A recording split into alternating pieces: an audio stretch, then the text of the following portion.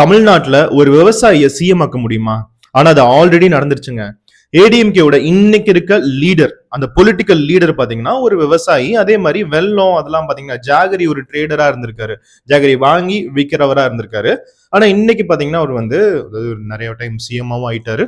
இன்னைக்கு அதாவது மூன்றாவது லார்ஜஸ்ட் பார்ட்டியோட ஒரு லீடரா இருக்காரு எடப்பாடி பழனிசாமி சார்.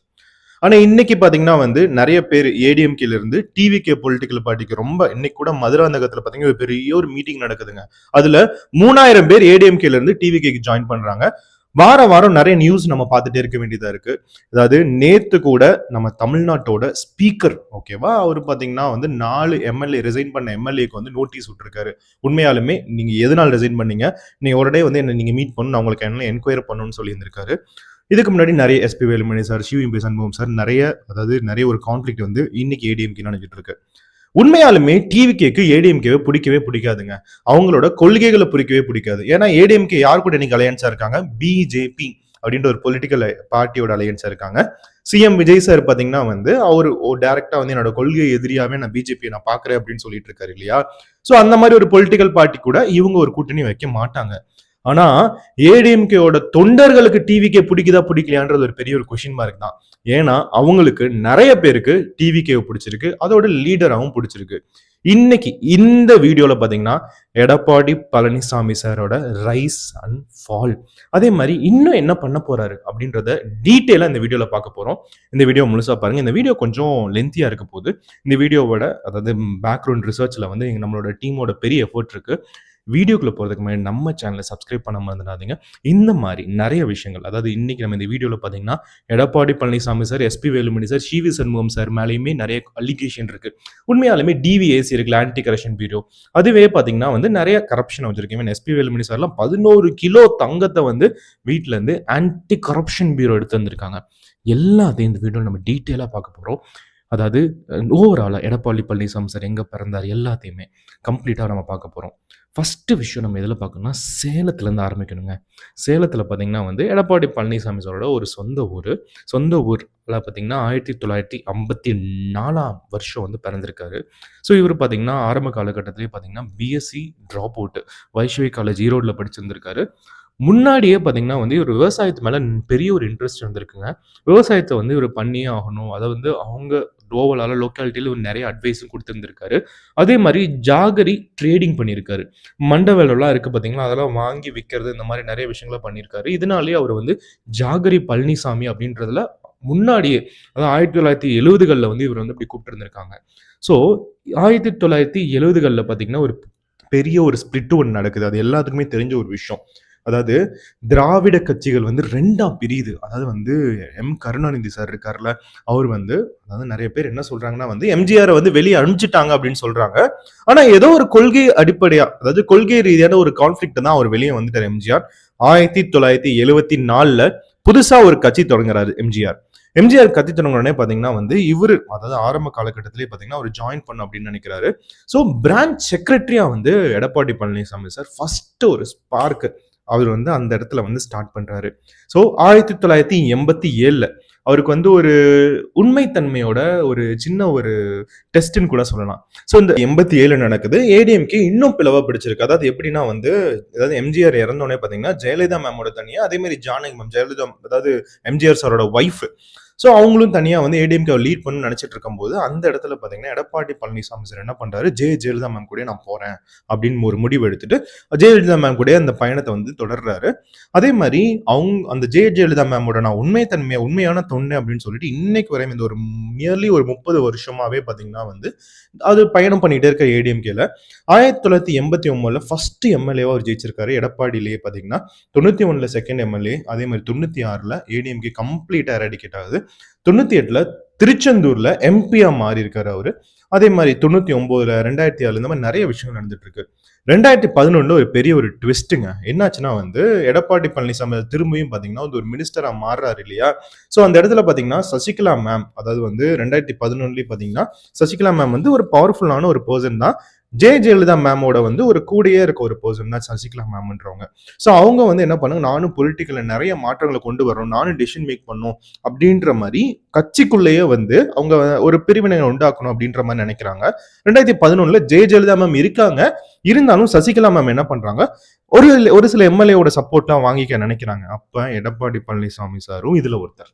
ஓகே, அதாவது 1987 பாத்தீங்கன்னா வந்து அந்த எடப்பாடி பழனிசாமி சார் ஜெயலலிதா மேம் தான் வேணும்னு சொன்னவர் over the period of time என்ன பண்றாரு, அவரு பாத்தீங்கன்னா வந்து சசிகலா மேமை சூஸ் பண்றாரு. 2016 இன்னும் பெரிய ஒரு ட்விஸ்ட் இருக்கு. அதாவது இந்த ஸ்டோரியில பாத்தீங்கன்னா ஒரு 3 ட்விஸ்ட் இருக்குங்க. 2014 என்ன நடக்குது, ஜெயலலிதா மேம் இறந்துடுறாங்க. ஸோ இறந்தோடனே வந்து ஏடிஎம்கேல ஒரு மிகப்பெரிய ஒரு கலவரம். அதுல அதாவது சசிகலா மேமோட ஒரு டீம், அதாவது ஜெயலலிதா மேமோட க்ளோஸான ஒரு பர்சன் சசிகலா மேம், அவங்களோட ஒரு டீம். ஸோ அவங்கலாம் பார்த்தீங்கன்னா வந்து அந்த பார்ட்டியை வந்து கையாளணும், பார்ட்டியை வந்து நான் தலைமைத்துவம் எடுக்கணும் அப்படின்னு நினைச்சிட்டு இருந்தாங்க. ஸோ அவங்க அந்த தலைமைத்துவம் எடுத்துட்டு இருக்கும்போது இந்த கடவுள் வந்து ஒரு பெரிய ஒரு ட்விஸ்ட் வச்சுட்டாரு சுப்ரீம் கோர்ட் மூலியமா சசிகலா மேம் அரெஸ்ட் பண்ணப்படுறாங்க. அது எதுக்கான்னு பார்த்தீங்கன்னா சொத்து குவிப்பு வழக்குல பார்த்தீங்கன்னா அரெஸ்ட் பண்ணப்படுறாங்க, அவங்களை ஜெயிலையும் தள்ளிட்டாங்க. ஸோ அதுக்கப்புறம் யாரு, அதாவது சசிகலா மேம்க்கு அப்புறம் யாரு அப்படின்னு முடிவெடுக்கும் போது எடப்பாடி பழனிசாமி சார் அப்படின்னு ஒருத்தர் இருக்காரு. அவரு ரொம்ப உண்மையான தொண்டன். நான் சொல்றது எல்லாத்தையுமே அவர் கேட்பாரு. இனிமே ஏடிஎம்கேல என்னென்ன விஷயங்கள்லாம் பண்ணணும், நான் ஜெயிலுக்குள்ளேயே வந்து கண்ட்ரோல் பண்ணலாம் எடப்பாடி பழனிசாமி சார் மூலியமானு மிகப்பெரிய ஒரு தப்பான டெசிஷன் எடுத்துட்டாங்க. என்ன நடக்குது தெரியுமா, எடப்பாடி பழனிசாமியோட அந்த பொலிட்டிக்கல் பார்ட்டி லீடரா மாத்திட்டாங்க சசிகலா மேம். அவரு பாத்தீங்கன்னா வந்து ஒரு பவர்ஃபுல்லான பர்சன். அதே மாதிரி அந்த இடத்துல ஆமாசாமின்ற ஒரு விஷயம் மாதிரி போட்டுட்டு இருக்காரு சசிகலா மேம்க்கு. ஸோ அந்த இடத்துல கவுண்டர் கம்யூனிட்டியில சேலத்துல அந்த ஒரு கொங்கு பெல்ட்னு சொல்லுவாங்கல்ல, அதுல வந்து ஒரு பவர்ஃபுல்லான ஒரு பர்சன் தான் எடப்பாடி பழனிசாமி சார். ஸோ அவரை வந்து லீடர் ஆக்கிட்டாங்க. இப்போ என்ன ஆச்சு, திரும்ப ஒரு ட்விஸ்ட். ஓபிஎஸ், அதாவது பன்னீர்செல்வம் சார், அவரு வந்து அதாவது சசிகலா மேம் கூட எல்லாம் நான் வரமாட்டேன், நான் தனியா, நான் என்ன வந்து முன்னாடி வந்து அம்மா ரொம்ப ட்ரெஸ் பண்ணாங்க, நானும் ஒரு சீனியர் தான், என்ன வந்து நீங்க சிஎம் ஆக்க, எனக்கு வந்து பொலிட்டிக்கல் பார்ட்டியோட லீடர்ஷிப் கொடுங்க அப்படின்னு கேட்டுட்டு இருந்தாங்க. பன்னீர்செல்வம் சார் தனியா பிரிஞ்சுட்டாரு, சசிகலா மேம் தனியா பிரிஞ்சுட்டாங்க. எடப்பாடி பழனிசாமி சார் சசிகலா மேம் கூட போயிட்டாங்க. இப்போ என்ன பண்றாரு, இபிஎஸ் வந்து இந்த பதவி விட்டு விலகணும் அப்படின்னு நினைச்சிட்டு இருக்காங்க. இபிஎஸ் கண்டிப்பா வந்து அந்த சிஎம் பொசிஷன் உட்காரவே கூடாது அப்படின்னு நினைச்சிட்டு இருக்காங்க. பன்னீர்செல்வம் சார் என்ன பண்றாரு, யூபிஎஸ் எப்படியாவது வெளியே அனுப்பணும் அப்படின்னு சொல்ற மாதிரி, அதாவது எல்லா எம்எல்ஏவும் அவங்க வந்து அதாவது அந்த ஃப்ளோர் டெஸ்ட் அப்ப நடந்திருக்கு. அப்போ வந்து இவருக்கு மெஜாரிட்டி வேணும் அப்படின்ற மாதிரி பன்னீர்செல்வம் சாருக்கு வேணுன்ற மாதிரி எல்லாத்தையும் ரிசார்ட் பாலிடிக்ஸ் அங்க நடந்துட்டு இருந்துச்சு. தமிழ்நாட்டில் ஆரம்ப காலகட்டத்தில், அதாவது ரெசார்ட் பாலிடிக்ஸ் ஆரம்பிச்சவங்கன்னு கூட சொல்லலாம். அப்ப இந்த ஹார்ஸ் ட்ரேடிங் அதெல்லாம் நடந்து நிறைய பெரிய லெவல் நடந்துட்டு இருந்துச்சு. இப்ப என்ன பண்றாங்க, 2 பேரும் ஒரு கூட்டணி மாதிரி வச்சுட்டு எடப்பாடி பழனிசாமி சார், ஓபிஎஸ் இந்த மாதிரி இவங்க 2 பேரும் சேர்ந்து, அதாவது கட்சியை நம்மளே நடத்திக்கலாம், நான் சிஎம்மா இருக்கேன், நீ டெபுட்டி சிஎம் இருன்னு சொல்லிட்டு டெபுட்டி சிஎம்னு ஒரு போஸ்டிங் கிரியேட் பண்ணி எடப்பாடி பழனிசாமி சார் என்ன பண்றாரு, ஓபிஎஸ் கொடுக்குறாரு. 2 பேரும் இப்போ வந்து பொலிட்டிக்கல் பார்ட்டில இணைஞ்சிட்டாங்க. சசிகலா மேம் ஜெயில இருக்காங்க, இபிஎஸ் ஓபிஎஸ் இப்போ அந்த பொலிட்டிக்கல் பார்ட்டி கட்சியை வந்து அவங்க வழி நடத்துறாங்க. அப்ப ரூலிங் கவர்மெண்டா இருக்கனால கவர்மெண்ட்டையும் வழி நடத்துறாங்க. சிஎம் டெபுட்டி சிஎம் 2 பேரும் பெரிய ஆளு. இப்போ 2 பேரும் முக்கியமான ஒரு டெசிஷன் மேக் பண்றாங்க. 2வது டெஸ்ட் என்ன தெரியுமா, டிடிவி கட்சி வச்சு தூக்குறது. டிடிவி தினகரன் சார் யாருன்னு கேட்டீங்கன்னா வந்து சசிகலா மேமோட அண்ணன் பையங்க. அந்த அண்ணன் பையனே பாத்தீங்கன்னா வந்து இங்க இருக்க இபிஎஸ் ஓபிஎஸ் பாத்தீங்கன்னா கட்சியை விட்டு தூக்கிட்டாங்க. கட்சியை விட்டு தூக்கிட்டது இல்லாம டிடிவி சப்போர்ட்டர்ஸ் எல்லாத்தையுமே பாத்தீங்கன்னா வந்து ஓவராலா இருக்கவே கூடாதுன்னு சொல்லி கட்சியை விட்டு தூக்கிட்டாங்க. அவரும் பாத்தீங்கன்னா 10-15 வருஷமா இந்த கட்சிக்காக மாடா உழைச்சிருக்காருன்ற மாதிரி ரொம்ப உழைச்சிட்டு இருந்தவர்.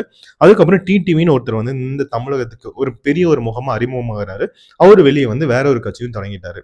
ஸோ அதுக்கப்புறம் என்ன ஆச்சுன்னா, இந்த இபிஎஸ் ஓபிஎஸ் இவரோட ஒரு கான்ஃபிளிக் நடந்துட்டே இருந்துச்சு. யாருதான் வெயிட், யாரு தான் முக்கியமான டெசிஷன் மேக் பண்றது அப்படின்ற மாதிரி ஒரு பெரிய விஷயங்கள் நடந்துட்டு இருந்துச்சு. ஸோ இந்த இடத்துல பாத்தீங்கன்னா வந்து, அதாவது இபிஎஸ் என்ன பண்றாரு, வேற ஏதாவது ஒரு அலையன்ஸ் வேணும், நம்ம மட்டும் வந்து அடுத்தடுத்த வர ஒரு ஆள எலெக்ஷன்ல வந்து நம்ம ஜெயிக்க முடியாது அப்படின்னு நினைச்சிட்டு இருக்காரு. ஸோ இதனால என்ன பண்றாங்க, ஜெயலலிதா மேம் பாத்தீங்கன்னா பிஜேபி என்ன பண்ணுவாங்க, யூஸ்வலா தான் நடக்கும். ஜெயலலிதா மேமோட பீரியட்ல வந்து பிஜேபி வந்து கொஞ்சம் தள்ளியே வச்சிருப்பாங்க. அவங்க வந்து அதாவது பிஜேபியும் ஏடிஎம்கேவும் இணைஞ்சா 2 பேரும் கொள்கை ரீதியான ஒரு உடன்பாடுகள்ல ஒன்னோட வரமாட்டாங்க. இன்னொரு விஷயம், மக்களுக்கு பிடிக்காது, பிஜேபி என்ட்ரே ஆகக்கூடாதுன்னு சொல்லிட்டு தமிழக மக்கள், சவுத் அதாவது கேரளா இந்த மாதிரி மக்கள்லாம் பாத்தீங்கன்னா என்ட்ரே ஆகக்கூடாதுன்னு நினைக்கக்கூடிய ஒரு மக்கள் தான். பிஜேபி வந்து இந்து நேஷனலிசம் பொலிட்டிக்கல் பார்ட்டி, ஓகேவா, ஒரே ஒரு மதம் வந்து ரொம்ப சுப்பீரியர்னு நினைச்சிட்டு இருப்பாங்க. ஆர்எஸ்எஸ் அந்த மாதிரி நிறைய கட்சிகளும் அதுக்குள்ள இருப்பாங்க. ஸோ பிஜேபி என்ன பண்றாங்கன்னா வந்து, அதாவது ஏடிஎம்கேயோட கூட்டணி வைக்கவான்னு கேட்டுட்டு இருக்கும்போது எடப்பாடி பழனிசாமி சார் அக்செப்ட் பண்ணிட்டாரு. மூணாவது twist 2021 AIADMK. So ADMK Jayalalithaa மேமோட ஒரு கட்சி, இன்னைக்கு எம்ஜிஆர் சாரோட ஒரு கட்சி, இன்னைக்கு பார்த்தீங்கன்னா வந்து பிஜேபியோட ஒரு கூட்டணி வச்சிருச்சு. ஸோ 2021 இது நடக்குது. பிஜேபி வந்து கூட்டணி வச்சோடனே வந்து தமிழக மக்கள் நிறைய பேருக்கு இது பிடிக்கல. இருந்தாலும் எடப்பாடி பழனிசாமி சார் வந்து சுப்பீரியர், அவரையும் ஜெயிக்க வச்சிட்டாங்க. கட்சியோட ஒரு சில மெஜாரிட்டியா இருந்துச்சு. லீடர் ஆப்போசிஷனாவும் ஆயிட்டாரு. அந்த இடத்துல பிஜேபியோட கூட்டணி போய்கிட்டே இருந்துச்சுங்க. ஸோ இதனால என்ன ஆச்சுன்னா வந்து, அதாவது டிஎம்கே, அதாவது அவங்க என்ன பண்ணாங்க, பிஜேபியோட ஒரு, அதாவது பப்பட்டு, அது வந்து கையில இருக்க பொம்மை மாதிரி எடப்பாடி பழனிசாமி, ஸோ அவரை வந்து கண்டிப்பா வெறுத்துருங்க அப்படின்னு சொல்லிட்டு டிஎம்கே வந்து இதவே ஒரு ப்ரொபகண்டாவா ரொம்ப வாட்டி ப்ரொமோட் பண்ணிட்டு இருந்தாங்க. இதெல்லாம் நடந்துட்டு இருக்கும் ஒரு பக்கம். இதெல்லாம் நடந்துட்டு இருக்கும்போது நடுவில் பார்த்தீங்கன்னா வந்து டிஎம்கே கவர்மெண்ட் ஆட்சிக்கு வந்துட்டாங்க இல்லையா, இன்னுமே ஏடிஎம்கேவை எந்திரிக்கவே விடக்கூடாது, டிவிஎஸ்சியோட அந்த ஒரு வேட்டையை தொடங்குறாங்க. வேட்டையை தொடங்கும் போது இன்னைக்கு ஏடிஎம்கேல இருந்து வெளியே வந்த எஸ்பி வேலுமணி சார், அவரோட வீட்டில் என்ன நடக்கு தெரியுமா, 11 கிலோ தங்கம் சீஸ் பண்ணப்படுதுங்க. அதே மாதிரி பினாமியோட ப்ராப்பர்ட்டிஸ், நிறைய ப்ராப்பர்ட்டிஸ்லாம் பார்த்தீங்கன்னா வந்து DVAC anti corruption bureau seize பண்ணப்படுது. ஸோ இன்னைக்கு எஸ்பி வேலுமணி சார் ஏடிஎம்கே வேணான்னு சொல்லி டிவிகேக்கு போறாரு. அது ரெண்டாவும் நம்ம பார்க்கலாம். எப்படின்னா வந்து அந்த பழைய ஃபைல்லாம் தூசி தட்டு எடுக்க வாய்ப்புகள் இருக்கு. ஸோ அதே மாதிரி இன்னைக்கு பார்த்தீங்கன்னா டிவிகே கூட ஜாயின் பண்ணுன்ற மாதிரி துடிச்சுட்டு இருந்தாங்க. ஸோ அதுக்கப்புறம் என்ன ஆச்சுன்னா வந்து ஃபுட் மினிஸ்டர் ஆர் காமராஜ், அவரும் பார்த்தீங்கன்னா முக்கியமான ஒரு ஆள். ஸோ அவர் பார்த்தீங்கன்னா 58 கோடி சீஸ் பண்ணுறாங்க. ஸோ 58 பர்மிசஸ் அவரோட வளாகம், சொந்த வளாகத்தில் வந்து சீஸ் பண்ணுறாங்க. நிறைய விஷயங்களை வந்து அவங்க இல்லீகலாக நிறைய டாக்குமெண்ட்ஸ், குவாரி டீட்டெயில்ஸ் நிறைய இருக்கிறத கண்டுபிடிக்கிறாங்க. ஸோ அடுத்து வந்து ஹெல்த் மினிஸ்டர் விஜயபாஸ்கர் மேலே எஃப்ஐஆர் போடுறாங்க. நிறைய பேர் மேலே எஃப்ஐஆர் போட்டுட்டே இருக்காங்க. இன்னைக்கு என்ன நடக்குது தெரியுமா, டிவிக்கே, அதாவது ஏடிஎம்கேவில் அங்கே இருக்க ஐடியாலஜியை லைக் பண்ணல, அவங்களுக்கு வந்து பிடிக்கணும்னு நினைக்கல.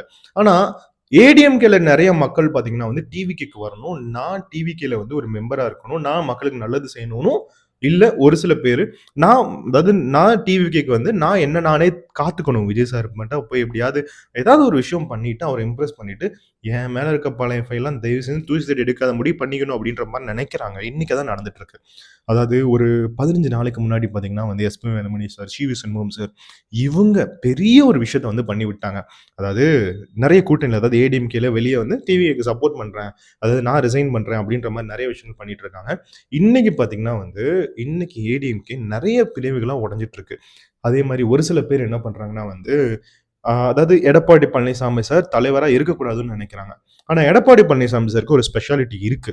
எப்படின்னா வந்து, அதாவது நிறைய தலைவர்கள் மாறும்போது அவரு எப்படி எந்த விஷயத்துல மூக்கல் நினைக்கணும், எந்த விஷயத்துல என்னென்ன பண்ணணும்ன்றது தெளிவா தெரியும். அதனால என்ன பண்றாரு வந்து, அவரு ஆன்டி டிஃபெகேஷன் லான்னு ஒரு டிராமாவை போடுறாரு. அதாவது SP Velumani sir, CV Shanmugam sir 2 பேரும் பிரிஞ்சு போயிட்டு இருந்தாங்க இல்லையா, அதாவது ஏடிஎம்கே விட்டு நான் வெளியே வரணும், எனக்கு வந்து அதாவது கொள்கை ரீதியான தலைவர் எடப்பாடி பழனிசாமி சார் இருக்கவே கூடாது, அதே மாதிரி அவங்களோட அந்த மாவட்ட செயலகம் எல்லாத்தையுமே பூட்டிட்டு சாவியை தரமாட்டேன்னு சொல்லிட்டு இருந்தாங்க. ஆனா இதே எடப்பாடி பழனிசாமி சார், அதாவது நான் ஆல்ரெடி சொன்னேன் இல்லையாங்க, இதான் லாஸ்ட் விஷயம் இந்த வீடியோல, நல்லா தெளிவா கேளுங்க இந்த விஷயத்த. அவருக்கு வந்து ஒரு பொலிட்டிக்கல் லீடர்ஷிப் இருக்குதான். அதாவது வந்து இந்த மாதிரி, அதாவது முக்கியமான நேரங்கள்லாம் எப்படி ஆக்ட் பண்ணுன்றது அவருக்கு தெரியும். இதுல என்ன பண்ணிட்டாரு அவரு எடப்பாடி பழனிசாமி சார், ஆன்டி டிஃபெகேஷன்லாம் இம்ப்ளிமெண்ட் பண்ணணும்னு சொல்லிட்டு ஸ்பீக்கர் கிட்ட நிறைய ஒரு வாக்குவாதம். அதே மாதிரி ஸ்பீக்கர் தான், அவர் தான் வந்து கட்சித்தாவல் தடை சட்டத்தை வந்து அவரு முடிவு எடுக்கணும். இப்போ இன்னைக்கு பாத்தீங்கன்னா வந்து அந்த கொறடா அது யாரு அப்படின்றதா வந்து இன்னைக்கு ஏடிஎம்கேல அந்த ஒரு நம்மளோட வீடியோ 2-3 வீடியோ நம்ம போட்டிருக்கோம் சேனல்ல, பாக்குறேன்னா பாருங்க. ஏன்னா அது பெரிய ஒரு விஷயம். அது அந்த விஷயத்த நம்ம பார்க்கணும்னா நமக்கு ஒரு 1/4 மணி நேரம் 20 நிமிஷமாவது வேணும். அது மாதிரி ஒரு பெரிய ஒரு விஷயம். நான் சிம்பிளா சொல்றேன் இந்த வீடியோல. அவரோட பொலிட்டிக்கல் லீடர்ஷிப் அப்படின்னா என்ன அப்படின்றதும், அதனாலதான் அந்த அதாவது அந்த ஒரு விஷயத்த நம்ம பார்த்துட்டு இருக்கனால இப்போ என்னன்னா, அவரு, அதாவது எடப்பாடி பழனிசாமி சார், அதாவது அந்த ஸ்பீக்கர் கிட்ட போயிட்டு இவங்க எல்லாத்தையும் கட்சி விட்டு நீக்குங்கன்னு சொல்ற காட்டின ஒரு பயத்தினால SP Velumani sir, CV Shanmugam sir திருப்பியும் வந்து ரிட்டர்ன் ஆயிட்டாங்க. அதாவது வந்து திருப்பவும் ஏடிஎம்கேக்கு உள்ள வந்துட்டாங்க இவங்க. அதாவது எனக்கு வந்து எடப்பாடி பழனிசாமி சார் அப்படின்ற ஒரு அவரோட தலைமைத்துவமே வேணாம், அவர் வந்து பெரிய ஒரு எல்லாத்தையும் வந்து வெளியே தூக்கிட்டே இருக்கார் அப்படின்னு சொன்ன ஒரு எஸ்பி வேலுமணி சார் பாத்தீங்கன்னா, என்றுமே எடப்பாடி பழனிசாமி தான் எங்கள் தலைவர் அப்படின்னு சொல்லிட்டாரு. ஸோ இந்த மாதிரி ஒரு பொலிட்டிக்கல் ட்விஸ்ட்டுமே அவருக்கு வந்து பண்ண தெரியும். இந்த மாதிரி ஒரு பொலிட்டிக்கல் கேமுமே நல்லா விளையாட தெரியுது. அதாவது வந்து எடப்பாடி பழனிசாமி சார்ல இன்னைக்கு அந்த தலைவர் கண்டினியூ ஆவாரா, இல்லை அதான் வந்து வேற ஏதாவது தலைவர் வந்து சேஞ்ச் ஆவாங்க அந்த மாதிரி நினைக்கிறீங்க அப்படின்னு நீங்க உங்களோட கருத்துக்கள் என்ன அப்படின்றதை கமெண்ட்ல தெரிவிங்க. என்னோட கருத்து என்னன்னா வந்து, எனக்கு என்ன தோணுதுன்னா, எடப்பாடி பழனிசாமி சார் கண்டிப்பா கன்டின்யூ பண்ணுவாரு. அதாவது ஏஐஏடிஎம்கேவோட தலைமைத்துவத்தை யார்ட்டயும் தரமாட்டாருன்னு தோணுது. நீங்க என்ன நினைக்கிறீங்கன்றத கமெண்ட்ல தெரிவிங்க. வேற உங்களுக்கு என்ன வீடியோ வேணும் அப்படின்றத கமெண்ட்ல தெரிவிச்சா, நாங்களும் எங்க டீமும் நல்ல டீட்டெயிலா ரிசர்ச் பண்ணி, நாங்க வீடியோ கிரியேட் பண்ணி உங்களுக்கு தரோம். மிக்க நன்றி. நம்ம சேனல சப்ஸ்கிரைப் பண்ண மறந்துறாதீங்க. வேற ஒரு வீடியோல உங்கள சந்திக்கிறேன். பெல் ஐகான கிளிக் பண்ண மறந்துறாதீங்க. பாய்.